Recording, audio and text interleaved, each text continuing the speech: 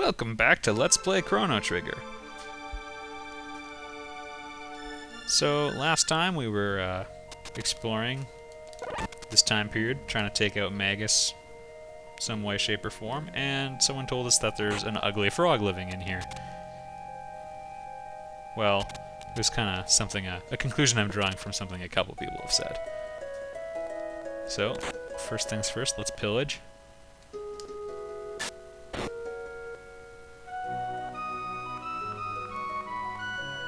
No, I'm here to tell you the king's been injured.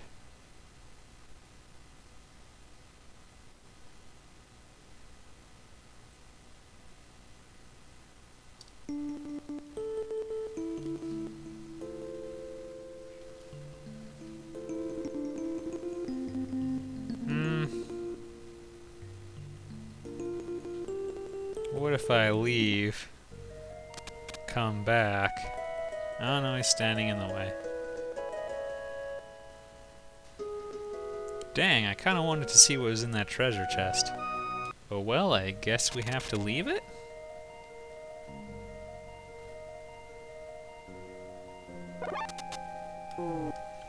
If you come back to this place a bit later, there's actually a really great enemy to fight there. It's called the New. You get 30 tech points for killing one. That's a big deal! Let's just leave this area. This is where the Masamune is. Let's leave those guys. In this place, only the enemies that have hammers are dangerous to you.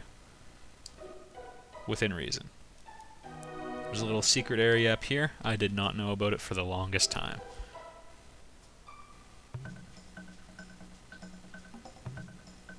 Hey, you must be the legend. Hey, see ya. He's afraid of these guys. These enemies have no defense. That's all.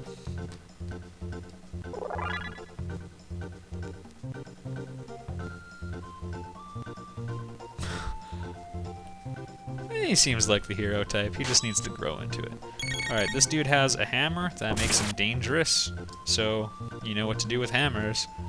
Burn them!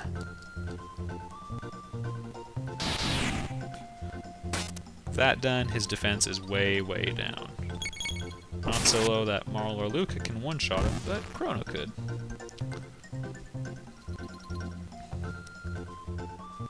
Still only 32 experience points, that's disappointing. One revive, that's nice. Also, this area has one of the nicest accessories in the entire game. Probably the most useful one overall. You get a better version of it later, but oh, it just doesn't mean as much by that point. Give him the fire treatment, Luca. You can use stronger attacks like normal fire instead of flame taunts, but their defense is just too high when they have the hammer.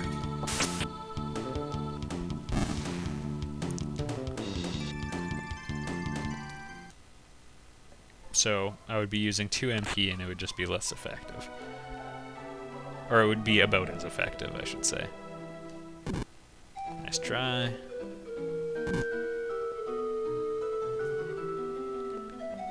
There's one point in this where you get rocks thrown at you. If you come back later, it turns out that it's not just any rock, it's a golden rock, but you need Frog there to catch it. Don't worry if you don't care about this yet, it'll come up later.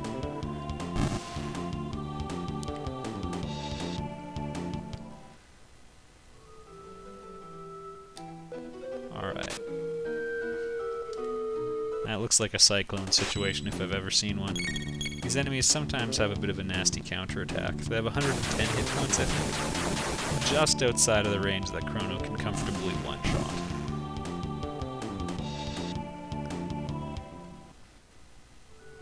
I guess the enemies here aren't that much stronger than the ones from the future.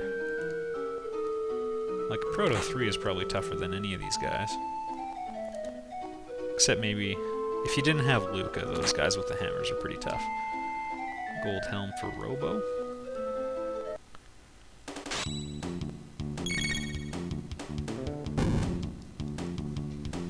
Rage attack, yeah.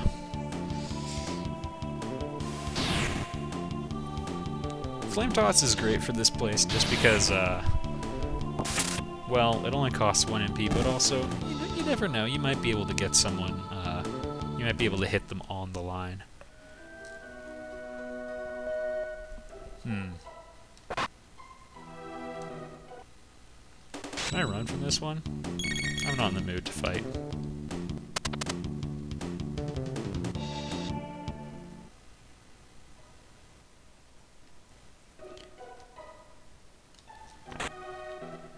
Got 1 mid-tonic. Alright. This upcoming area is where the rocks get thrown at you. They do damage if you get hit. Only if the first character gets hit, though. It's like 5 hit points or something. Not that big a deal.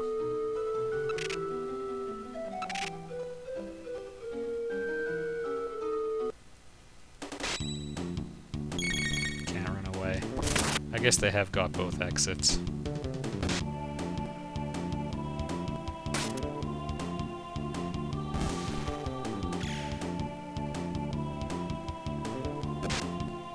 These guys also can throw a throwing star at you, which I think is... Yeah, there you go. A shuriken. I think that's pretty awesome.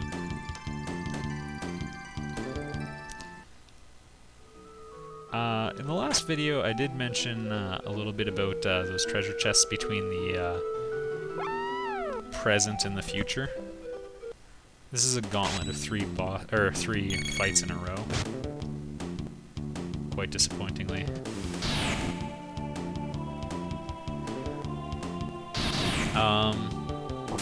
So yeah, if you open a chest or get a tab in the future, it'll still be there in the past because, of course, you haven't taken it yet. If you get it in the past first, it's gone in the future. How the original doesn't cease to exist after you take it in the past, even though you already got it in the future, I don't know.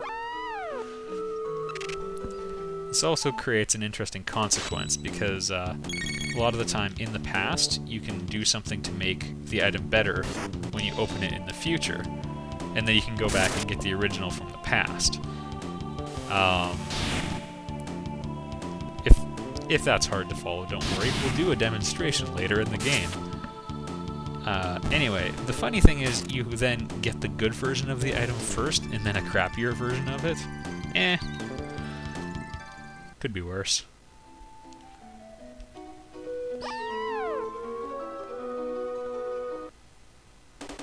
I'm thinking Fire Whirl, how about you?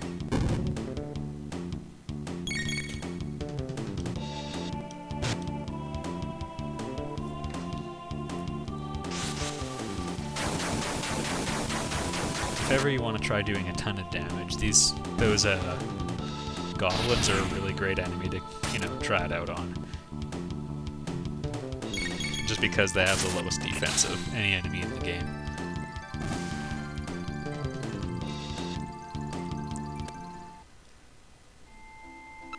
Oh my goodness.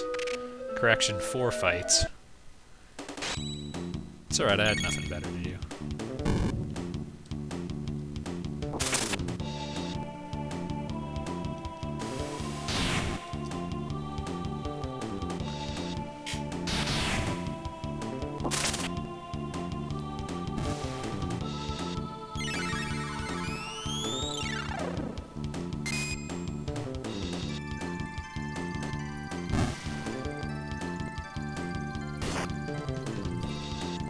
Alright, hopefully this is the last battle because Chrono's starting to get a little low on HP. And of course, I could have had Marl Hero right there, but, that would have taken a little bit more attention, and I'm not willing to give that. Alright. Now, we're at an important part in here. Watch closely. If you don't know where the silver stud and silver urn are, yeah, watch closely. We could fall down this waterfall to my right. Well, Chrono's left, right, when he's looking this way. But if you go here, it's better. And now let me show you why. Silver stud, what they used to call me in high school. Over here is silver earring as well. Silver stud overall is probably the most significant gain you make in the game. Although the Rage Band's a pretty good accessory too. I'm going to put the Silver Stud on Marl, because it'll allow her to spam magic, which would be pretty nice. A little bit later on is when it really shines. It halves your MP consumption rate. Later on you can get the Gold Stud, which quarters it, but by then of course you have more MP and you're later in the game, and you know, there's other things that have a lot of great value in there too. Right now, it's alone. It's a god among men. And I'm not going to spoil it, but I think I'm going to win this fight, and I do have to end the video. I'll see you next time on Let's Play Chrono Trigger.